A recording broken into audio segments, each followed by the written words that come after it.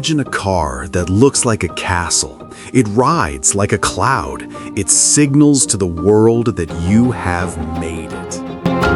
Now, imagine that same car stuck on the side of the highway, leaking fluid, while you wait for a tow truck in the rain. Welcome to the Range Rover experience.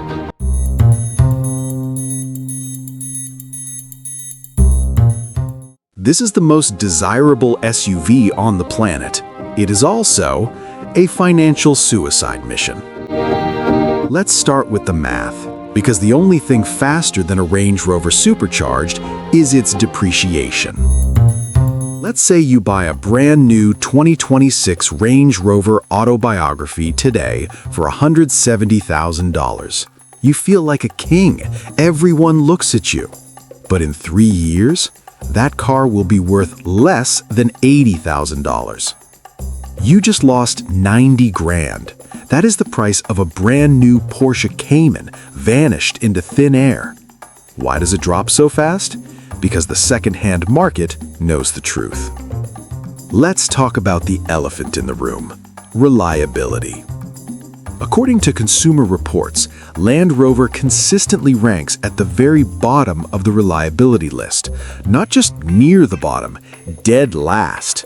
The joke in the industry is simple.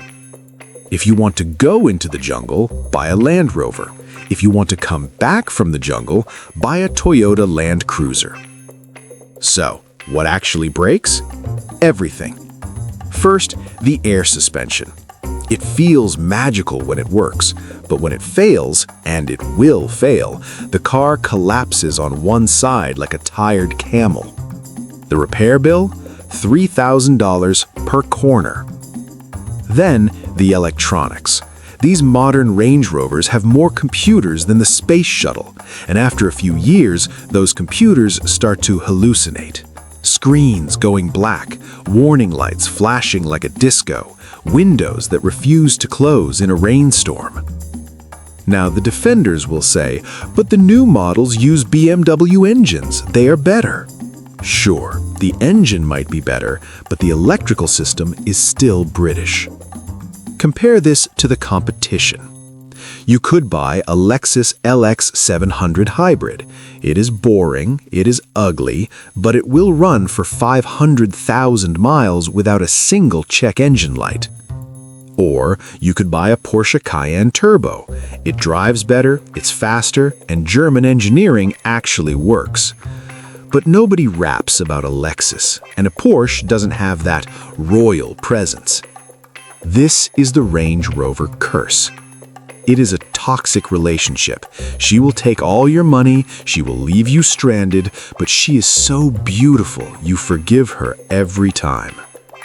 So, here is my final verdict for 2026. If you have enough money to burn, go ahead.